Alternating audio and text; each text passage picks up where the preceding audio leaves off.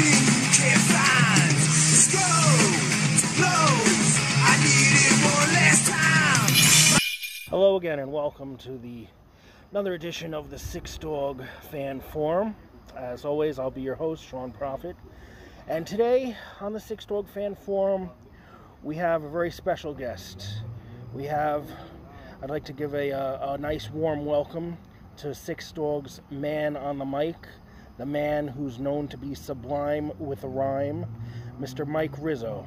We welcome Mike on the show. Take a couple of minutes to talk to us what it's like to be in Sixdawg and talk about, his aspirations, his history, what he's got cooking up, life in general, and just how everything's been going. So join us as we take this trip down memory lane with Mike, and we'll catch you afterwards, all right?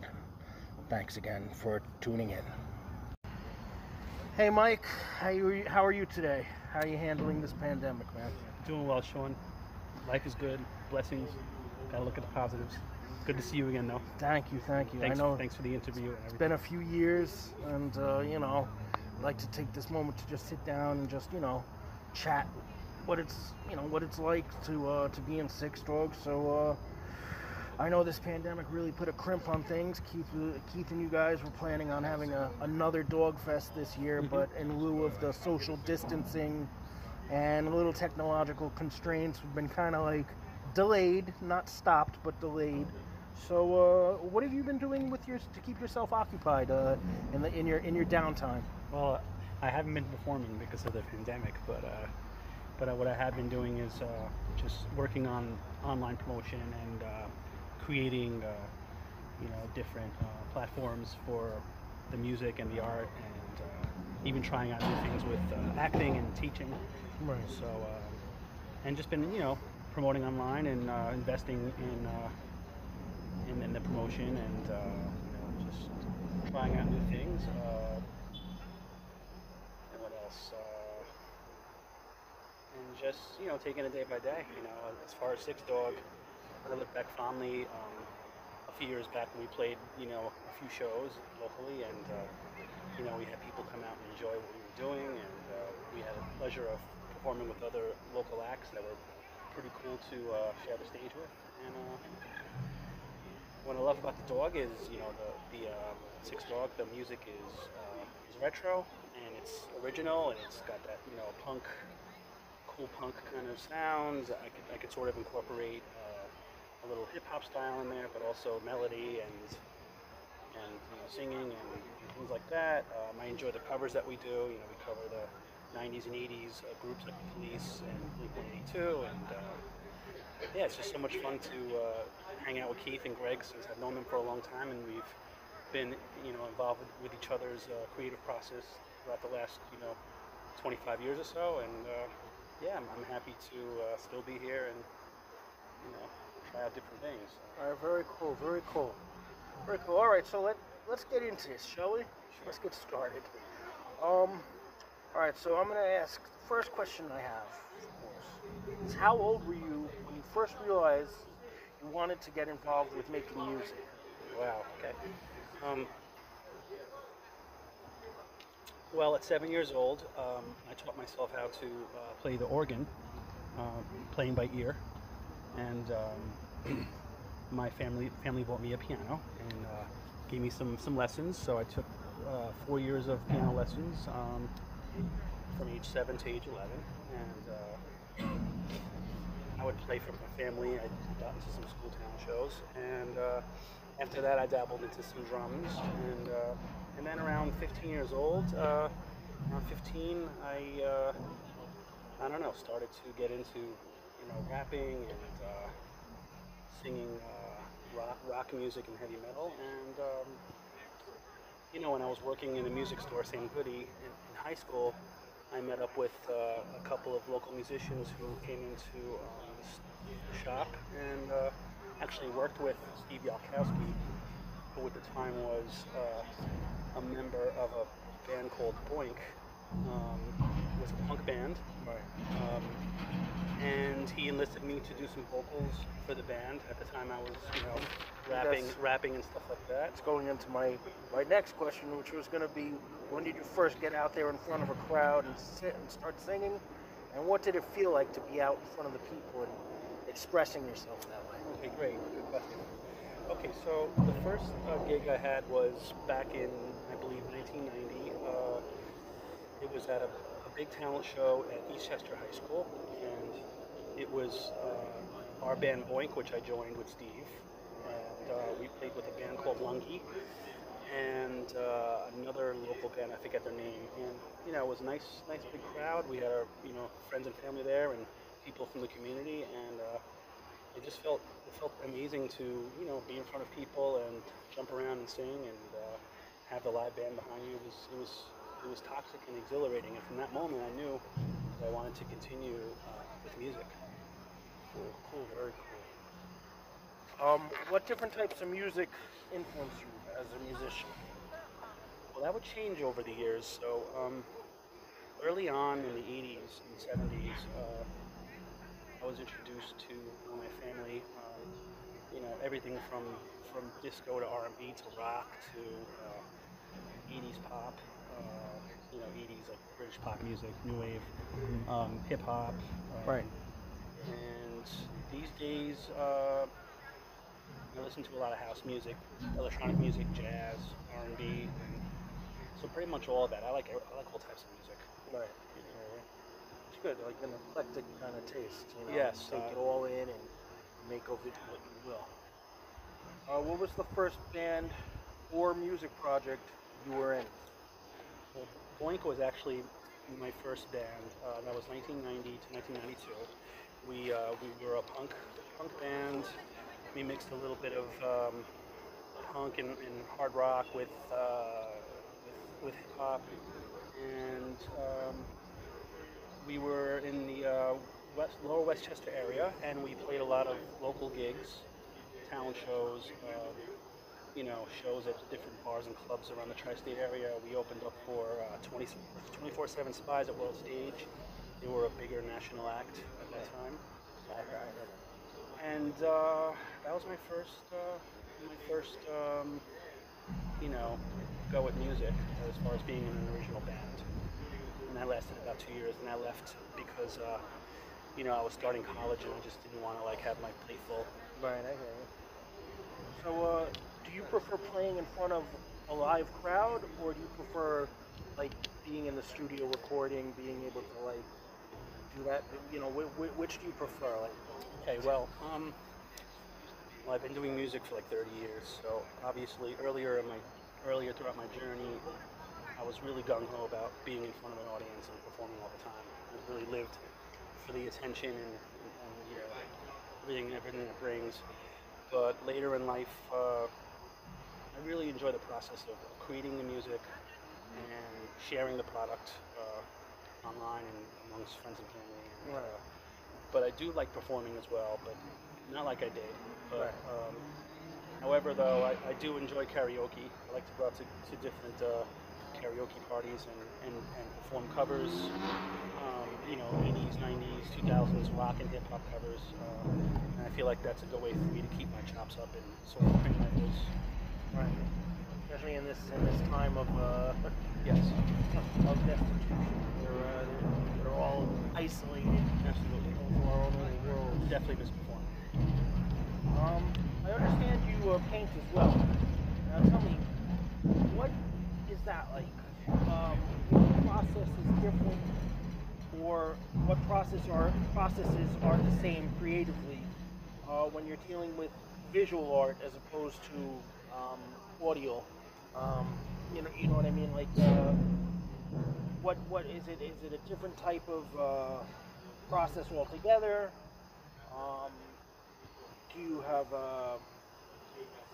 see if we can does it one influence the other? Are they distinct? Are they cohesive? Are they together?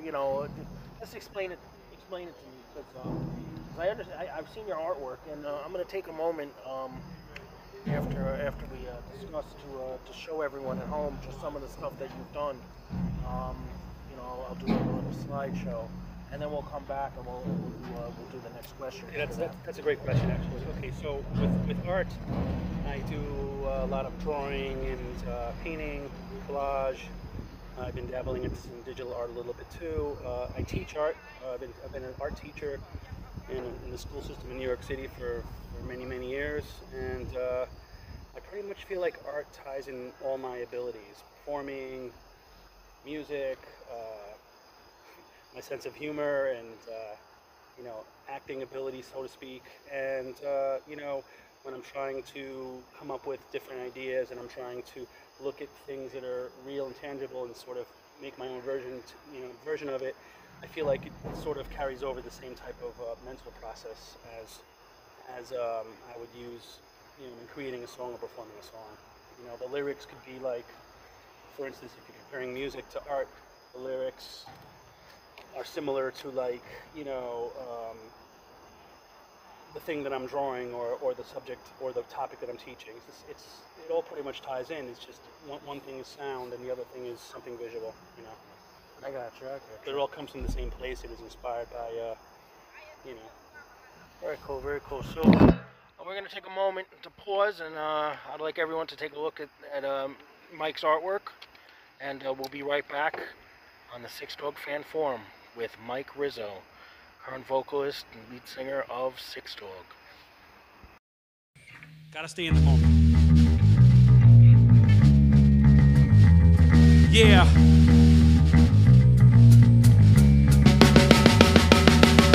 Can't stop going insane. Yesterday, tomorrow, and the day's the same. Work goes on forever and ever. The days are so long and darker and darker.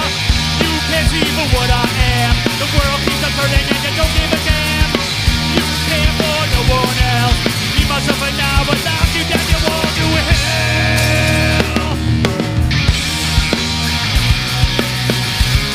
I can't see tomorrow. I can't find tomorrow. Can't see tomorrow. Yeah. I made you believe that don't exist, but I'm in mine. Twisting your mind to see that you are a god and you're one of a kind. Now I got you so blind. Turn around and kiss it all goodbye. Turn around and kiss it all goodbye.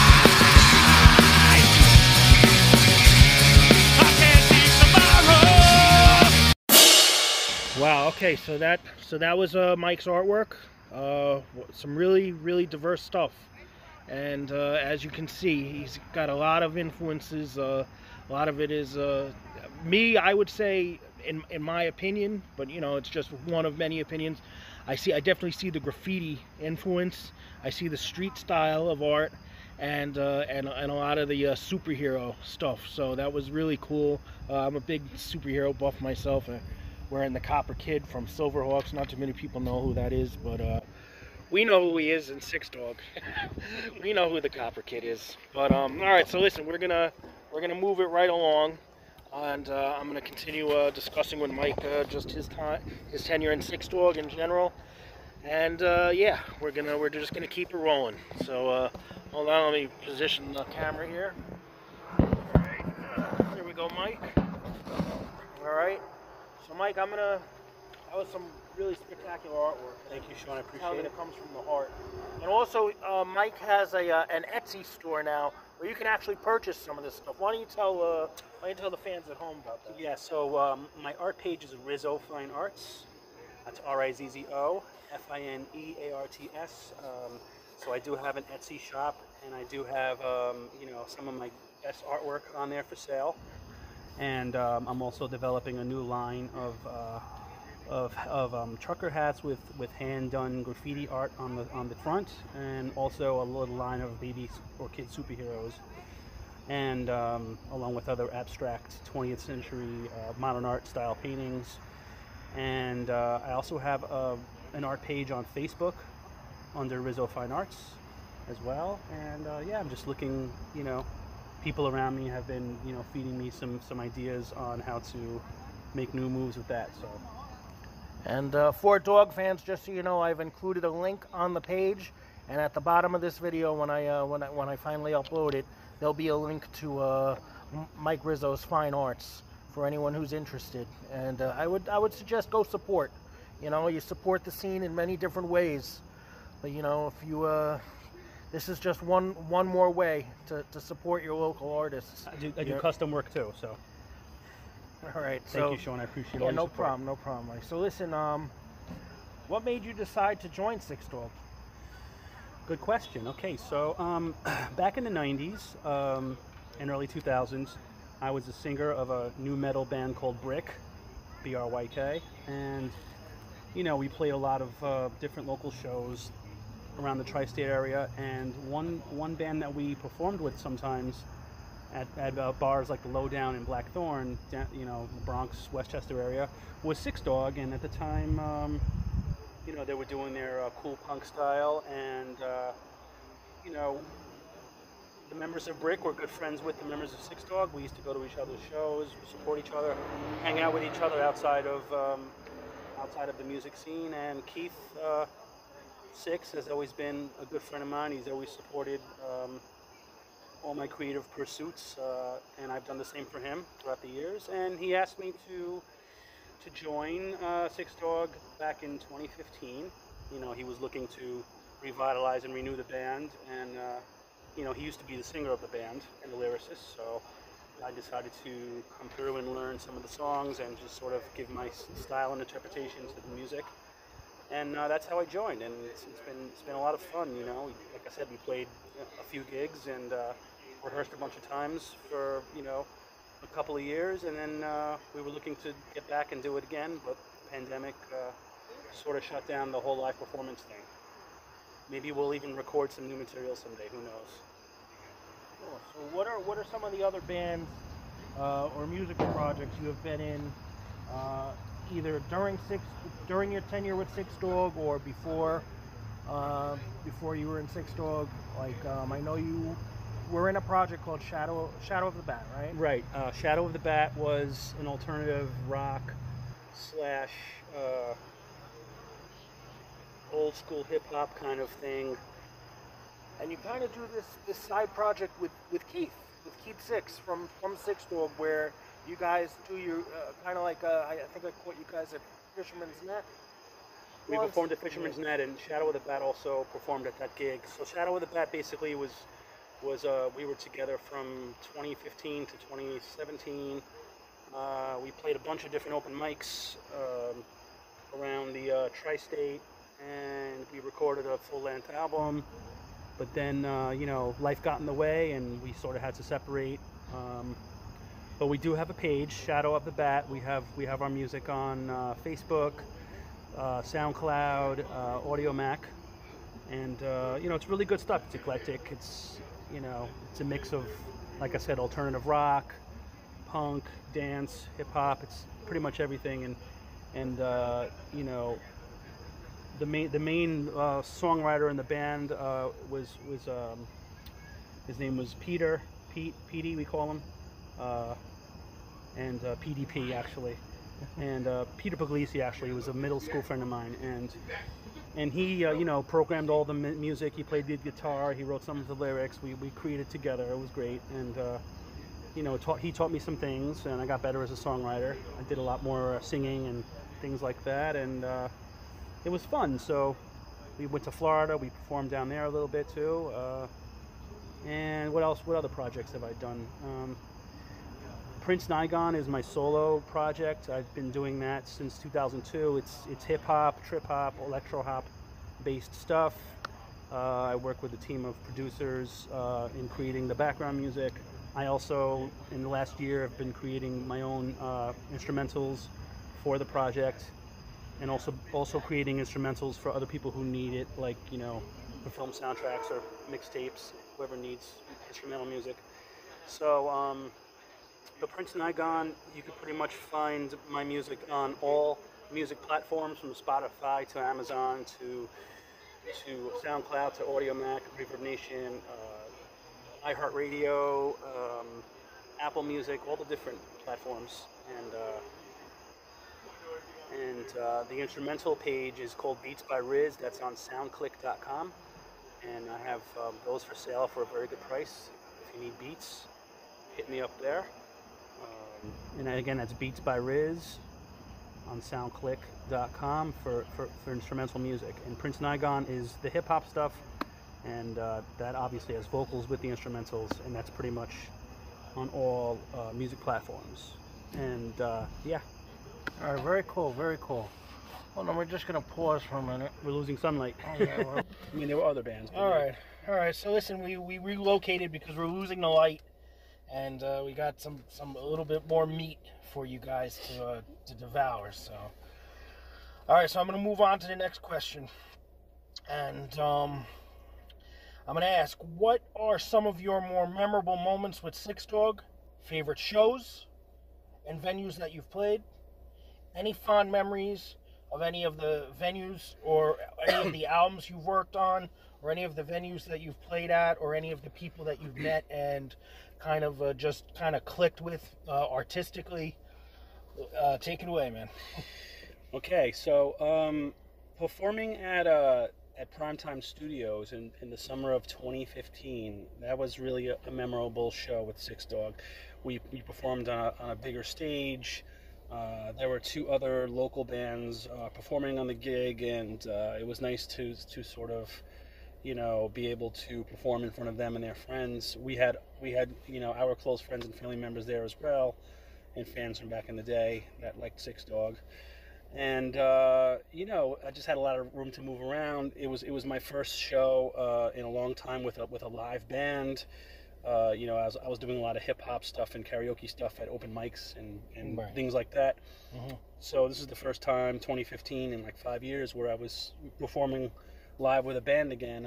In 2010, between 2008 and 2010, I was in another band called Driver, and that ended. So I vowed I was never going to be in a band again, and then came Sixdawg reuniting. So it was just great to be out there again, and shake the rust off, and The ring rust, as they yeah, say. and Greg Janicone was on the drums, and which was great about that was Greg and I grew up together, and Right. I used to go and see his band Set Theory perform all the time Right. in the 2000s, and back in the day, Greg and I were always at each other's shows and hanging out at different events and parties, and Right. so it was good to share the stage with him again, because he was actually one of the drummers in Boink back in the early 90s. So Right. it was really awesome to be able to laugh with him and work with him again, and yeah, that was fun. At Primetime Studios, that was a great show. It was like I said, I had my close friends there, and the sound system was good, and it was just fun to get up there and move around and sweat, and Right. it was fantastic. I mean, we performed our songs, and it was just wonderful. I really enjoyed doing the covers, especially the Blink-182 and Green Day covers, Right. and yeah, that was the first show back, and then we performed at the year after we performed at the Fisherman's Net in Pelham. Mm-hmm. And we had a slightly different audience, along with some of the core fans, and we played with my other group, Shadow of the Bat, and that was nice. That was a paid gig, and we got paid well for that. And but it's not about the money. But it was fun to have our second show. We basically play one show a year. Right. And but we did rehearse a lot in 2015 and 2016, and we would just really have so much fun at the rehearsals, a lot of laughing, a lot of Mm-hmm. carrying on and just getting tight on the songs. Very cool. Last summer, Keith and I went to American Trash, and we performed a couple of our songs acoustically at the open mic, just me and him. He was playing acoustic guitar and I was singing, Right. and we did our covers, the Green Day and the Blink-182 songs. Those are fun, So this is a question I thought quite a lot about. Okay. And I don't know if I'm wording it correctly but I'm just gonna throw it out there. And okay, so like I know that you have a great deal of knowledge of the hip hop scene, a scene that, admittedly, I confess I know very, very little about. The old almost school. Nothing about. Right. Old school hip hop. Right. So I think it could be said that you were very instrumental to introducing that to a lot of people in the Lower Westchester rock scene at that time, especially the metal scene that I the bands that I used to go see In the 90s, yeah. Right. Especially pre-Common Bond. I think once Common Bond came around, they did incorporate it a little bit more here and there, depending on the band. But before the Common Bond kind of really took hold in Lower Westchester, I think you were pretty much it. You and maybe like one other guy. I can't remember the guy's name.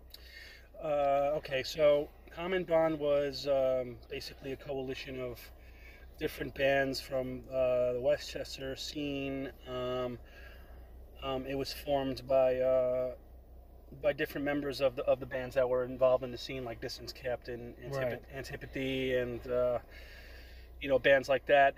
Mostly hardcore and punk bands, right? But we were doing rap metal at the time.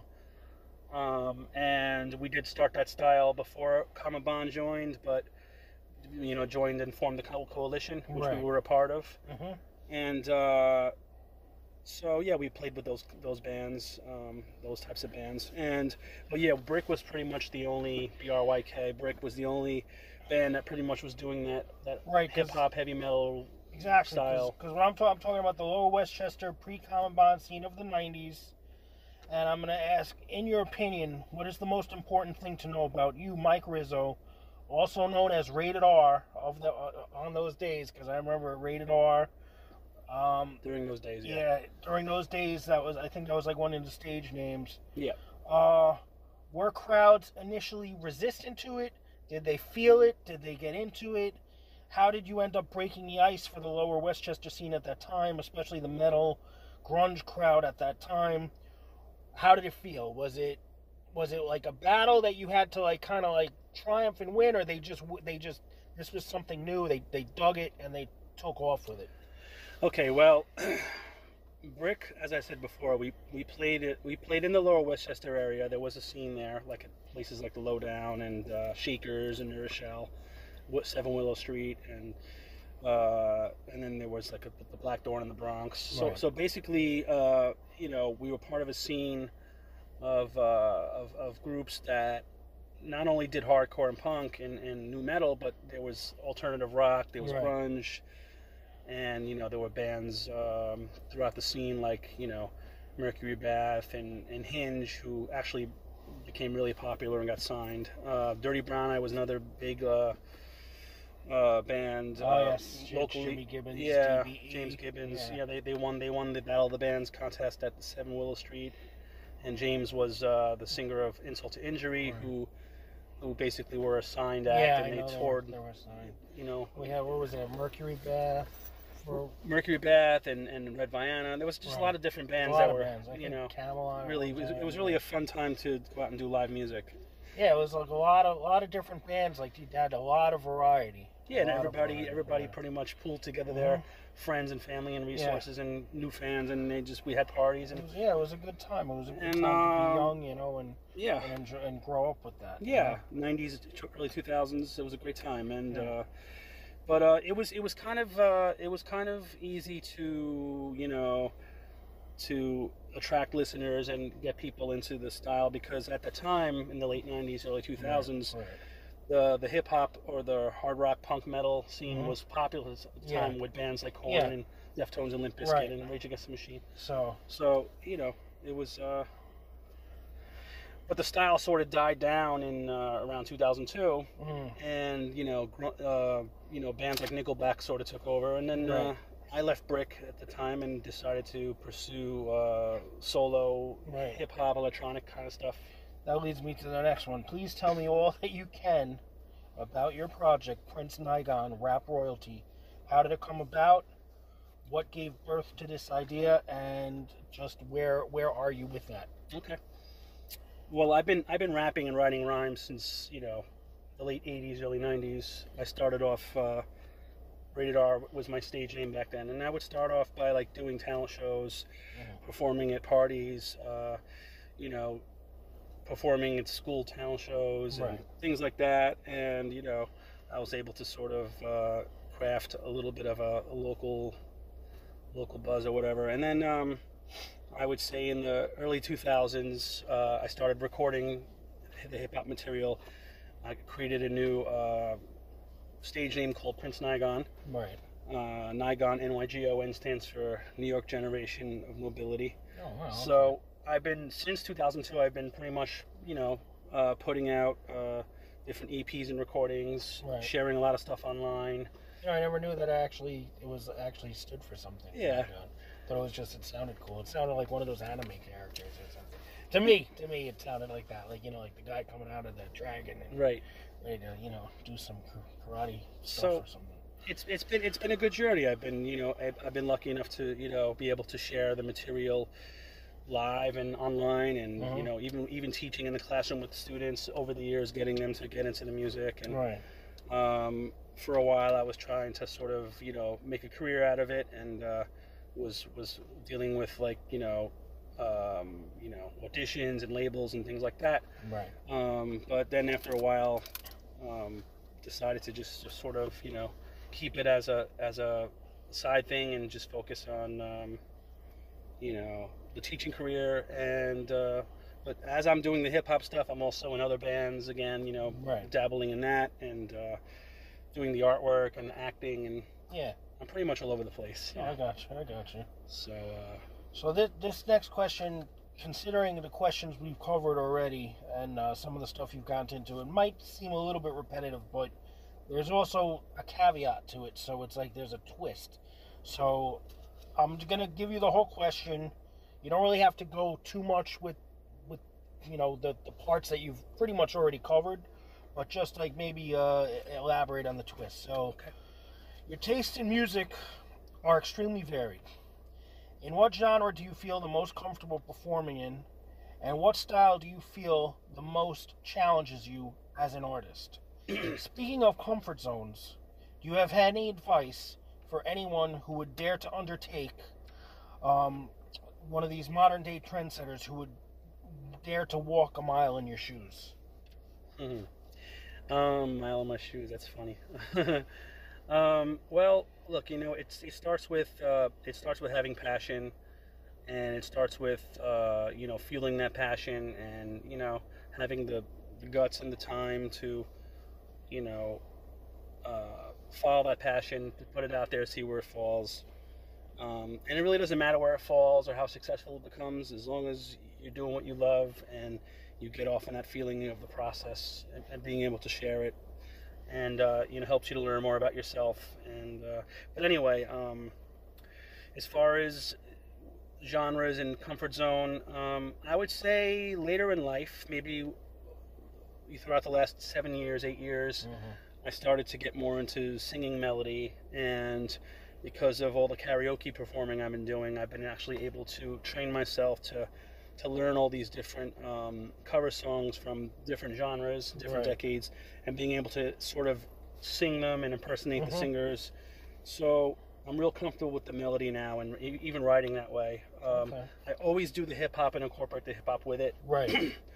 And so I would say that I'm pretty much into all styles of music. As much as I'm comfortable with doing hip hop stuff, like at open mics and things like that, I also like to, again, go out and sing karaoke songs, 80 stuff, 90 stuff, rock and pop, and things like that. As far as finding a genre that's really hard to do, I love R&B music. And I have a hard time trying to sing that style. You have to have that certain voice quality, that texture in your voice, like that mellifluous kind of, and almost like molasses type voice, right? Or it's like that deep sort of soft. It's one thing to sing rock. It's one thing to sing rock and sing new wave and pop and hip hop, but R&B is something that I sort of wish I could get into and kind of like fit in, like, oh, who's that? oh, yeah, what? Come on, man. Yeah. So. All right, so please tell me of your time in Sixdawg. What is the most important thing to know about you if people were thinking back on Sixdawg, say 100 years from now, and they're like, yeah, Mike's time was in Sixdawg. What's the most important thing they should know about you and your time in Sixdawg? Well, let's hope that we can still get out there and, perform at new places and maybe record some material and put it online somewhere. Right. And sort of, introduce ourselves to people who have never heard the music. Mm-hmm. But, I'm sure that'll happen one day in the future. Right. As far as what people should remember about Sixdawg is that, the members of the band have been involved in different, semi-successful local acts throughout the years. Right. Different bands. And also the fact that we just, have fun up there. We're a bunch of friends who grew up together, just like to, have a good time and just making the world a better place around us with through music, Yeah. Mike, you took over the vocal position from Keith Six, who has now become Sixdawg's guitarist. Keith Six is one of the founding members of Sixdawg. Tell me how that came about. Did Keith call you and request for you to take over the position, or was it a band decision that was made communal, or are you unaware of how that came about? About 5 years ago, Keith came to me and said, look, I want to bring Sixdawg back, and but I want you to do vocals. And at first I was like, I don't know, Keith. I mean, I don't know if I can do it justice. It's sort of a different style. And right. He's like, you could do great at it. So he called me. We've been friends throughout the years. Yeah. And he's always been keeping tabs on what I've been doing, as far as my music and my art and things like that. Right. So he basically reached out to me and asked me to do it, and I did it. He wrote the songs. He made the music, and I just sort of learned it along with the covers. I never sat down with Sixdawg and actually wrote my own lyrics or my own. Right. For anything musical that they came up with, but I'd be willing to try that, to sort of stay in the punk. I gotcha. I'd like to even try maybe doing a pop punk type of thing where we sort of do that 2000s pop punk kind of style, because I like bands like the Charlotte and AFI and Sum 41, and it'd be kind of cool to try to write stuff like that in the future if we get the opportunity to. All right. So we only have a few more questions left, maybe 2, maybe 3 tops. What venue was your favorite to play? What show is your favorite that you performed with Sixdawg? Anything which had happened that you wish had happened differently? Anything that you wouldn't trade for in the world? Any missed opportunities? Any regrets? As far as Sixdawg? Just in general. Mostly I guess with Sixdawg. With Sixdawg, okay. No regrets. We've only performed at two or three places, only because the members are real busy with other things. It's hard to get the schedules to right. match. So it's just like a one time a year thing where we do a show. I wish it were easier these days to find venues to play in. I feel like it's a lot harder now. Right. I wish that we all had more time to get together and practice and write stuff. But I believe that if it's in the cards, it'll happen again. I do look forward to learning a couple of covers. I have a couple of covers in mind, a couple of 80s covers that I think Sixdawg could bring a nice, fresh punk vibe to. Okay. So I was talking to Keith about that actually. Maybe covering like an old Foreigner song or an old Pet Shop Boys song or something like that. Right, make it fun. Cool. And maybe to record something original. That'd be kind of fun. And but no regrets. I mean, again, I just wish we had more time to do more stuff, and I wish that there was easier to find venues that would that are around. I think we all wish for that, right? Yeah. All right, so listen, tell me about how Mike Rizzo is off stage. What is life like for you on the day-to-day, away from the spotlight? What do you love most about performing? What what does the time away from performing or away from your art, does that does that help hone your creative juices, prevent like artistic burnout? Okay. I really haven't performed in a while because of the pandemic. But like I said before, I've been working on online promoting songs that I've done, and mostly with the hip hop Right. project, and also with Brick, because we did reform that band 3-4 years ago. So aside from the online promotion, I've been doing some artwork again, and just getting the work online and getting it around. So when I'm not doing music or art, I just focus on my teaching, or just the simple things in life, like playing sports, hanging out with friends and family. Right, I got you. Wasting time and chilling and hanging out. Yeah, cool. So, last but not least, this is the final question. What does your ideal Sixdawg show look like? For instance, what venue are you guys playing? Who's the opening act? What's the set list? Who's in attendance? And also, what message do you have for the fans of Sixdawg? Okay. Ideal Sixdawg gig.